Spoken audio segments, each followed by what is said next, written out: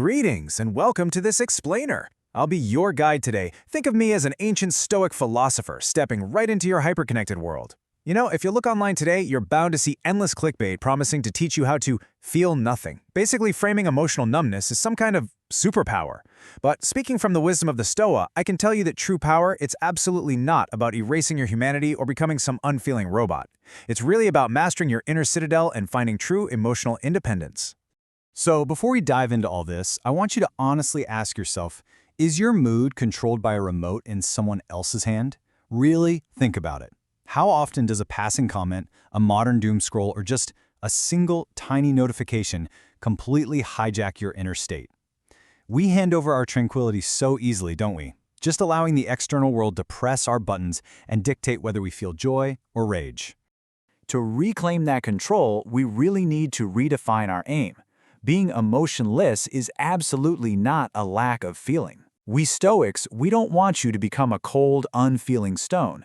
Instead, it's about the rigorous pursuit of emotional discipline and unshakable inner peace. It means you still feel the world and you feel it deeply, but you no longer let it rule you. Okay, let's dive into this. Section 1, the myth of feeling nothing. To actually achieve that unshakable discipline, we first have to shatter the biggest myth holding us back. The idea that external events directly cause our feelings. The equation for emotional independence is actually pretty simple. The situation does not equal the emotion. The emotion equals the meaning you give to the situation. Think about this scenario for a second. You upload a video online, and you wake up to see it has 100,000 views. Instantly, you feel this surge of energy. Your face breaks into a huge smile. That's the emotion of happiness, right? But then, you spot one cruel negative comment. Suddenly, your mood plummets, your chest tightens, and you feel anger or maybe sadness. But notice what happened here. The platform is exactly the same. The video is exactly the same. The situation didn't generate your mood. The meaning you assigned to that one tiny comment did. Give a situation a positive meaning, you feel good. Give it a negative meaning, you feel awful. Moving right along to Section 2, Anatomy of an Emotion. Now, what's really interesting about this slide is that to truly master our reactions, we have to look under the hood of your human supercomputer. We need to understand the actual mechanics of our own minds. You basically have two distinct systems operating inside your head. First, there's the feeling brain. This is driven largely by the limbic system and a tiny almond-shaped structure called the amygdala. This system is fast, it's automatic, and it's highly reactive. Then you have the logical brain, your thinking center. It decides what's right and wrong, but it is slow, analytical, and reasoned. Let's look at how these systems actually interact in real time. Imagine you're walking down the street and a dog suddenly lunges at you, barking viciously. Step 1, the situation occurs. Step 2, your brain analyzes the input. But here's the crucial part. That signal hits the amygdala, the feeling brain, before it ever reaches your logical brain. You don't stand there reasoning, is this dog friendly? No way! Step 3 happens instantly. The emotion of fear triggers. And then step 4, you feel it physically. Your body jumps back, your heart races. You see, you feel first and you think second. Your brain decides if a threat is present and your body just reacts. Which brings us to Section 3, the power of observation.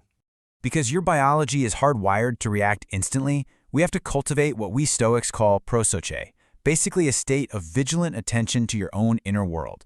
When an intense emotion like anger hits, modern humans usually do one of two things. We either react and lose control, lashing out, which means the emotion is the master, or we suppress it. We push it down into the dark, allowing it to grow stronger and stronger until it eventually explodes. Obviously, both of these are flawed. The third way, the actual path to freedom, is mindful observation.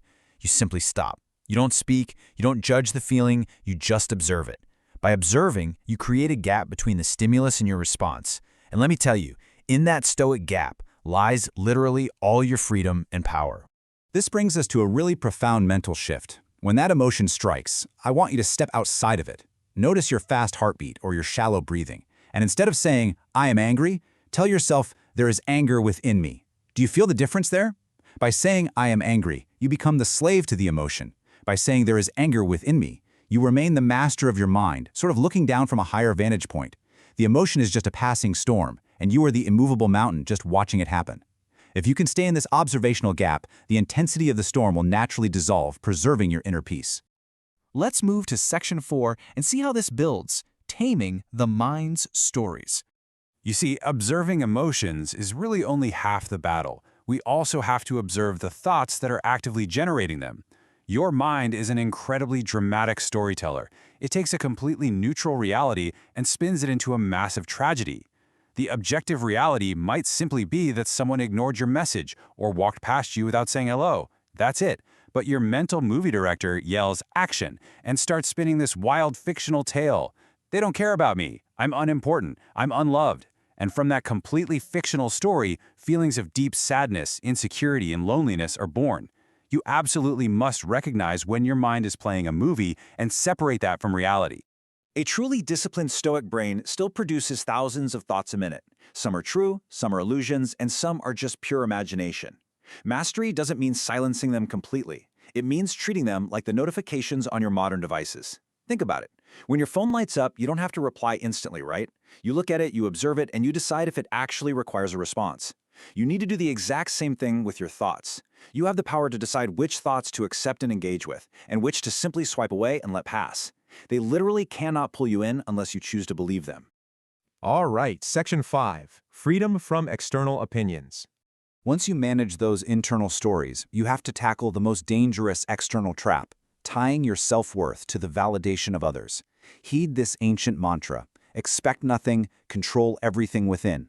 This is the ultimate declaration of emotional independence. So, why must we drop expectations?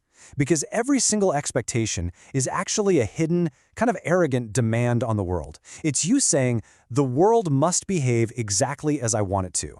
And when the world inevitably doesn't comply, because it won't, your mind reacts with fierce frustration and pain. But when you let go of expectations, when you stop demanding that people understand you or appreciate you or even agree with you, you discover true peace.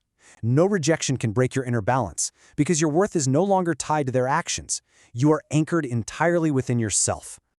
Let's bring it all together in Section 6, Building Your Logical Shield. So, the crucial point is this: we've learned to observe and detach. Now we must actively build our defenses to protect our hard-won inner peace. Before you let an emotion dictate your very next move, I want you to ask yourself this simple yet incredibly powerful question. Is this feeling useful? Is this anger actually going to help me grow? Is this guilt solving a problem? If the answer is no, acknowledge the feeling for sure, but absolutely refuse to let it drive your actions. Do not let impulse be your guide, because decisions made in the heat of fear or rage almost always lead to regret. This constant questioning, it builds what we call your logical shield. When your reasoning is strong, it forms this invisible armor. You'll notice that mentally strong, emotionally disciplined people often look super calm and cool on the outside. It's not that they don't feel things, they feel deeply, but they have built what we Stoics call an inner citadel. Emotions can enter the courtyard, so to speak, but they cannot breach the high walls. Logic and awareness combine to ground your decisions, ensuring that you are always the one giving the directions, not your impulses. And this brings us to our final defining question. Will you be a slave to your emotions, letting every little external event toss you around like a tiny ship in a massive storm? Or will you be their master, dropping expectations and claiming unshakable inner peace? The choice, my friend, is entirely yours. Thank you for joining me in this explainer today. Keep practicing that mindful gap, and I'll see you next time as we continue to explore the fascinating depths of the mind.